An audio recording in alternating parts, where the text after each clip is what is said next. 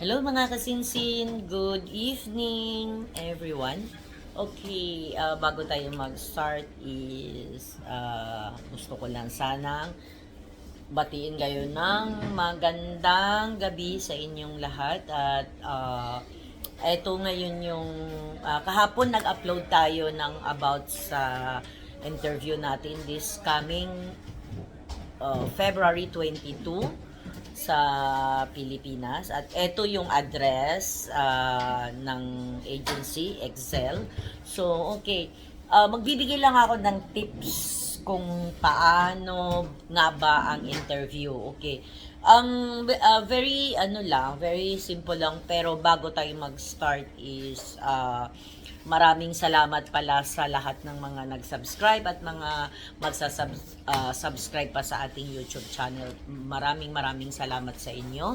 At sana hindi kayong magsawang suportahan ng ating channel para marami pa tayong ma-reach out. So, okay. Uh, ang i-ano ko ngayon, ang i-discuss natin ngayon is paano nga ba ang mga interview. Okay, simple lang actually dito sa Singapore, simple lang yung simple lang talaga yung mga interview. Mga common question lang tulad ng experience ninyo. Halimbawa, nasa biodata ninyo nakalagay yung experience niyo is to take care elderly, to take care children, ganon. Syempre, isusut din namin doon sa experience ninyo ang employer na namin kung baga sa ang employer na ibibigay namin sa inyo. Let's say halimbawa elderly. So, yung biodata nyo is may elderly din ang hahanapin namin sa inyo. Ay, ngayon, kung kung baby or children, yun din ang hahanapin namin. Yun din ang ibibigay namin sa inyo. So ngayon, ang mga question yun, halimbawa, pagka sa elderly, sasabihin lang naman sa inyo, ano yung experience mo sa matanda, anong ginagawa mo, nag-alaga ka ng matanda, anong ginagawa mo, anong routine mo, ganon, anong routine mo every day. So syempre kung talagang mayroon kang experience, alam mo yung kumbaga consistent ang sagot mo, ganon. Yun ang pinaka-importante kasi kung halimbawang wala kang experience, wag mo na lang ilagay na may experience ka. Willing to learn, ganon. Pero kung may experience ka naman, syempre, kung ano yung ginawa mo doon sa amo mo dati, yun yung sasabihin mo sa interview. Kung bata din naman, tatanungin ka nila, ano ba alaga mo? Bata ba, baby, ganun. So, ano yung ginagawa mo sa baby? Syempre, kung ano yung ginagawa mo sa baby nung habang nagtatrabaho ka noon sa employer mo, yun din ang sasabihin mo.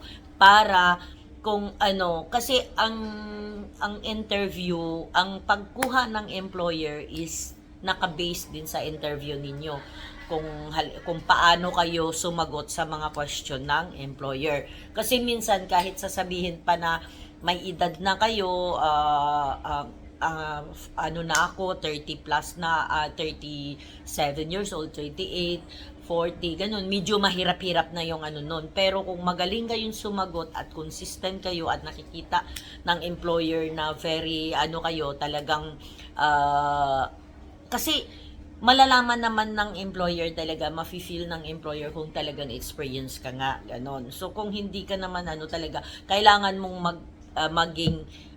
maging clear sa employer na transparent ba, na willing to learn lang kung wala kang experience. Tapos, kailangan naka-ready kayo pagkadating dito. Huwag niyong isipin yung pagpunta nakikita nyo sa mga post ng mga ibang nag-o-off din, nakikita nyo na napakasaya nila, ay ang galing doon sa Singapore kasi masaya, ganito yung ang hindi mahirap ang trabaho. Huwag nyong isipin yung ganong scenario. Kailangan isipin nyo yung worst part na ay baka ang employer ko, baka may mga employer kasi hindi lahat ng employer ay ganun ka luwag. Mayroong mga employer na kumbaga sa mahigpit. Hindi naman yung ganun. Siyempre, kung mga mahigpit tulad na hindi ka pinapakain, hindi ka sinusilduhan, hindi ka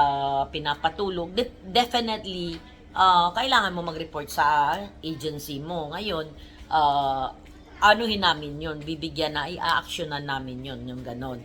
So, ang gagawin nyo is, kailangan nyo lang talagang maging handa sa lahat ng oras na pagpunta nyo dito is hindi kumbaga sa diyan sa kung saan mga bansa kasi depende iba-iba yung kasi sitwasyon. Pagka nag-ex-Saudi ka, iba rin ang sa ex-Saudi. Ex-Malaysia, iba rin. Ex-Hong Kong, iba din. Ex-Singapore, iba din. Dito sa Singapore, mostly dito is ang mga employer perfectionist.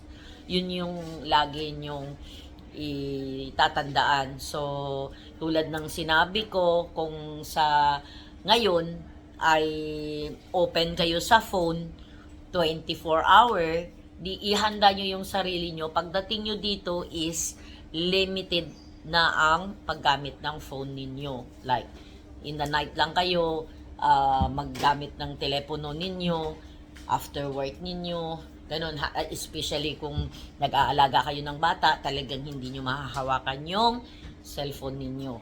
At kung sa mga ex-Hong Kong, may mga nag-apply ng mga ex-Hong Kong, minsan, ang ex-Hong Kong, okay lang.